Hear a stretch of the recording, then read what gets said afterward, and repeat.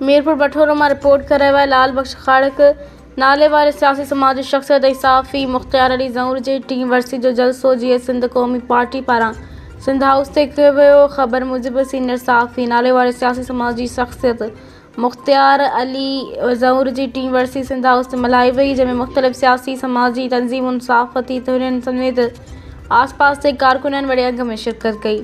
वर्सी जी जलसे खे सदारती ख़िताब कंदे क़ौमी पार्टी जे चेयरमैन नवाज़ ख़ान ज़ऊर चयो त मुख्तियार ज़ऊर सियासी समाजी ऐं सहाफ़ती ज़िम्मेवारियुनि वॾी दिलेरी सां अदा कयूं।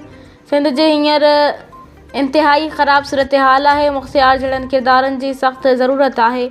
मुख्तियार ज़ऊर जे नक्शे क़दम ते हली असां ख़ुशहाल सिंध जा ख़्वाब हासिल करे सघूं था।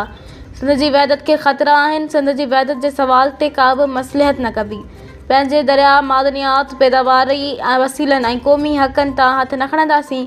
पंजाबी बालादस्ती ख़िलाफ़ जिदोजहद जारी रहंदी। जीअं सिंध महाज़ चेयरमैन रास चांडियो ख़िताब कंदे चयो त मुख्तियार ज़ऊर पंहिंजे हिसे जो किरदारु इंतिहाई ज़िम्मेवारी सां अदा कयो। मुख्तियार सिंध जो अरडो पुटु हो। संदसि सियासी समाजी किरदार ते असांखे फ़ख़्रु आहे। सिंध तमामु वॾी जिदोजहद जी घुरिजाऊ आहे। जसकम शहीद बशीर ख़ान जी सरबराह डॉक्टर नियाज़ कालाणी चयो त मुख्तियार ज़ऊर कमिटेड किरदारु अदा कयो ऐं पंहिंजे सलाहियतुनि जे वसीले पंहिंजनि माण्हुनि जी मालिकी कई। संदसि ख़ाल कॾहिं बि भरिजी न सघंदो। सिंध खे आइनी तरमीमुनि वसीले ख़तरनि ॾांहुं